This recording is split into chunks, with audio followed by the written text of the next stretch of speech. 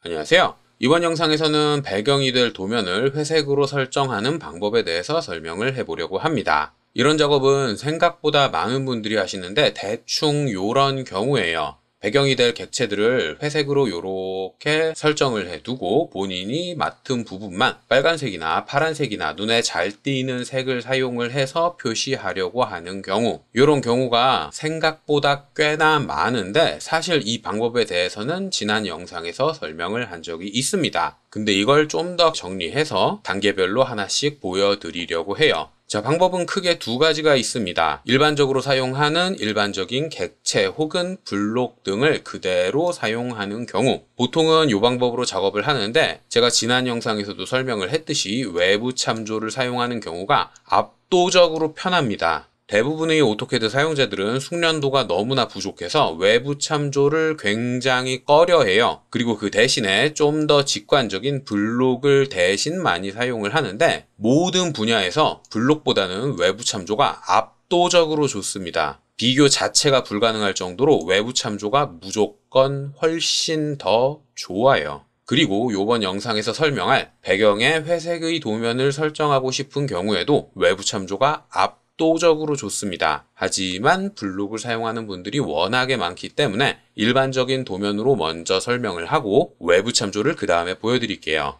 자, 화면에 보고 있는 이 도면을 회색으로 만들고 싶다. 그러면 일반적으로 전부 다 선택해서 색상을 회색으로 바꾸죠. 이런 식으로 작업들을 많이 하는데, 이러면 치수나 블록이나 내부에 있는 객체의 색상이 바뀌지 않아요. 그래서 블록을 분해하는 경우가 굉장히 많은데 분해할 필요가 없습니다. 영상을 보고 그대로 따라하기만 하시면 돼요. 자, 일단 이 도면을 전부 다 회색으로 바꾸고 싶다면 도면층 특성 관리자를 먼저 여는 겁니다. 그 다음에 도면층의 색상을 전부 다 바꾸세요. 그리고 혹시라도 새로운 도면층을 하나 만들어서 이 모든 객체들을 하나의 도면층으로 합치고 싶을 수도 있습니다. 요건 선택지이긴 한데 합쳐도 되고 합치지 않아도 똑같아요. 일단 전부 다 선택을 해서 색상을 회색으로 바꾸겠습니다. 저는 254번으로 설정을 할게요. 자, 이렇게 색상을 바꾸면 되는데 어떤 분들은 도면층을 하나로 합치고 싶을 수도 있죠. 그런 분들은 새 도면층을 하나 만들고 이름을 대충 지정을 한 뒤에 0번 도면층과 방금 만든 도면층을 제외한 나머지를 모두 선택합니다. 전부 다 선택하기 힘들다면 두 개만 선택을 한 뒤에 선택 요소 반전을 사용을 하셔도 될 거예요. 이렇게 도면층을 선택한 뒤에 마우스 우클릭을 하고 선택한 도면층 병합 대상이라는 옵션을 사용을 해서 방금 만든 도면층을 선택을 해주면 모든 도면층이 하나의 도면층으로 합쳐지게 될 겁니다. 이렇게 도면층을 합치는 건 어디까지나 선택지이기 때문에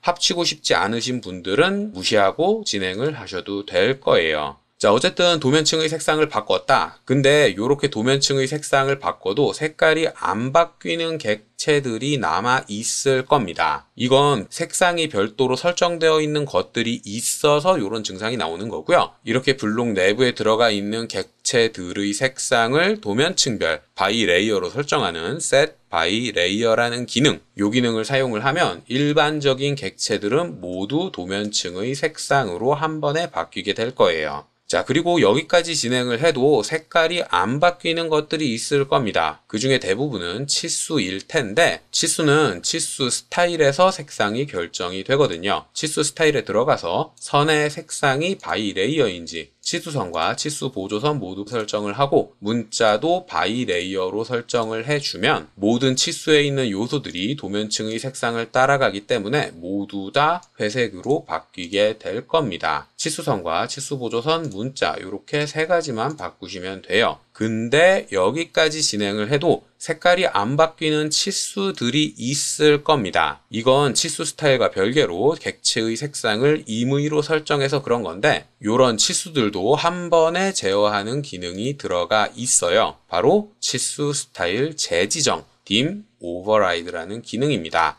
이 기능을 실행을 하면 재지정 지우기라는 옵션이 나오고요. 옵션을 선택한 뒤에 객체들을 쭉 선택을 하면 개별적인 치수에 설정되어 있는 속성들을 원래 스타일대로 바꿔주면서 회색으로 바뀌게 될 겁니다. 이래도 색깔이 바뀌지 않는 치수들이 남아있다. 그런 친구들은 블록 안에 들어가 있는 거라서 블록 내부에서 같은 과정을 반복해야만 해요. 여기까지 진행을 하면 대부분의 객체들이 도면층의 색상을 따라가게 설정이 된 거기 때문에 한 번에 모든 객체의 색상을 원하는 대로 바꿀 수가 있을 겁니다. 자, 근데 이 모든 과정을 진행을 해도 색깔이 바뀌지 않는 것들이 몇 개 있어요. 바로 여러 줄 문자에 들어가 있는 일부 색상과 해치 중에 그라데이션을 사용을 하는 객체. 이 그라데이션의 경우 객체 색상을 뭘로 지정을 하더라도 특성에 있는 색상 1번과 2번을 따라가기 때문에 요건 별도로 제어를 해줘야만 합니다. 그리고 여러 줄 문자 또는 속성 블록, 기타 등등 문자의 내용에 개별적으로 색상을 지정할 수 있는 객체들이 몇몇 있어요. 여러 줄 문자의 경우엔 몇 개의 글자만 선택을 해서 색상을 별도로 설정을 해줄 수가 있죠. 그리고 이런 설정들은 문자의 내용에 코드로 들어가게 됩니다. 1번의 컬러라는 뜻으로 C1 그리고 LOC라는 글자에 적용을 해라. 요런 코드가 들어가 있는 거고 VS에는 2번 색상을 사용을 해라. 요렇게 문자의 내용에 색상 옵션이 코드로 들어가게 되거든요. 요런 친구들은 직접 찾아서 수정을 해줘야만 합니다. 근데 보셨다시피 과정이 굉장히 복잡하죠? 게다가 한 번에 전부 다 제어할 수 있는 것도 아니고 이것저것 상황에 맞춰서 제어를 해줘야만 하는데 그 반면에 외부 참조 같은 경우 대부분의 설정을 한 번에 제어를 할 수가 있어요. DWG를 불러오는데 방금 봤던 그 도면을 그대로 불러와서 붙여 넣어 보겠습니다.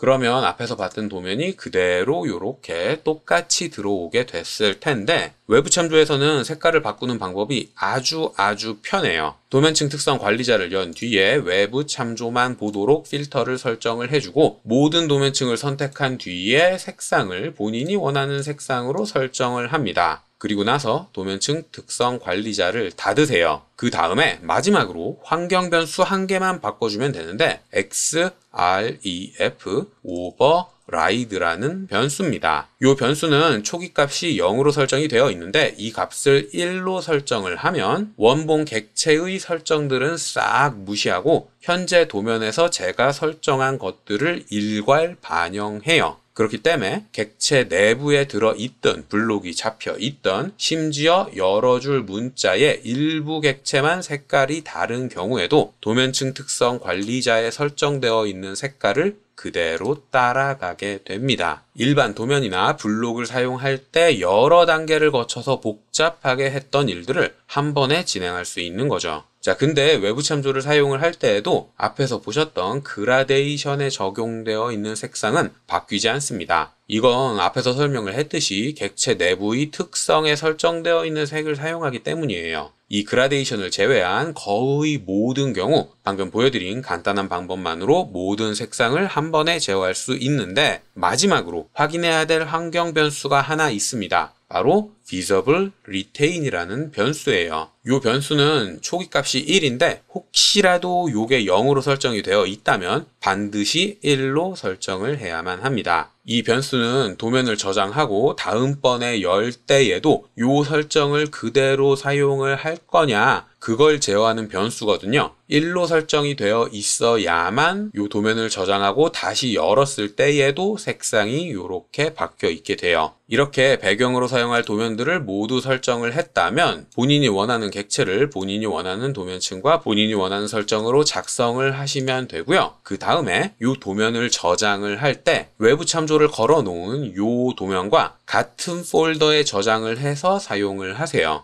외부 참조를 기피하는 가장 대표적인 이유가 경로가 깨지는 일이 생기기 때문이거든요. 근데 외부 참조로 가져온 파일과 현재 사용한 이 도면, 이 두 개의 도면이 같은 폴더에 저장이 되어 있으면 경로가 깨질 일이 없습니다. 그러니까 경로 설정이 불안한 분들은 그냥 같은 폴더에 저장을 해서 사용을 하면 속 편히 사용하실 수가 있을 거예요.